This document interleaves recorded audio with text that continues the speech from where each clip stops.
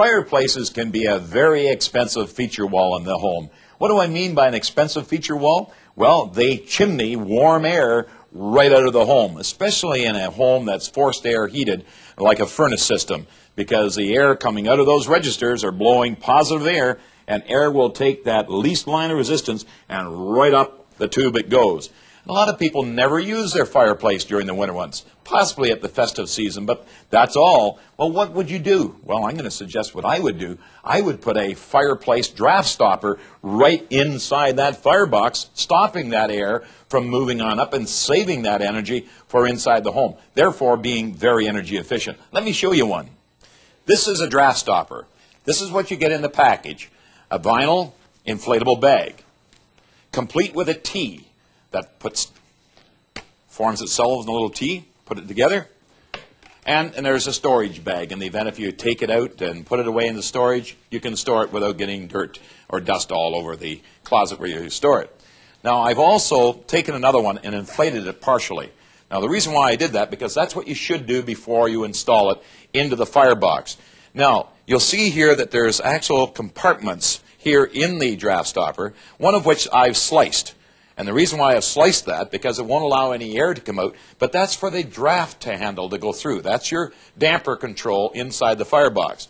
Now, some people will say, Shell, I got a damper in my firebox. Why do I need another one to stop the air from migrating on up the chimney? Well, the reason for that, those dampers don't fit tight at all. In fact, they're very loose. Take a look one day up there. In fact, in a lot of cases, they're even warped, and you can see anywhere up to a ½ an inch of airspace around them. So this is what this is going to do. It's going to stop that airflow right on up the chimney. So let's install it.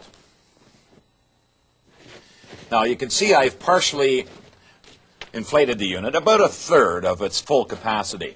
Now, the draft control arm here, I'll put it through the cut in the prepared area of the draft stopper and force it up around the nail that the draft handle sits on. Now, once you got it up in the top, making sure that the draft control is free, now take the T and put about the center point and set it up into the center of the firebox. Now I'm ready for full inflation. I'll remove the air stoppage clip, blow it up to its full capacity. You can hear it actually tightening in against the brick on the inside of the firebox. Put the hold down clip back into place and slide it, locking the air off. Pull down the flag, and all I have to do now is twist tie it around the T. The T will remain in place while the draft stopper is in the firebox.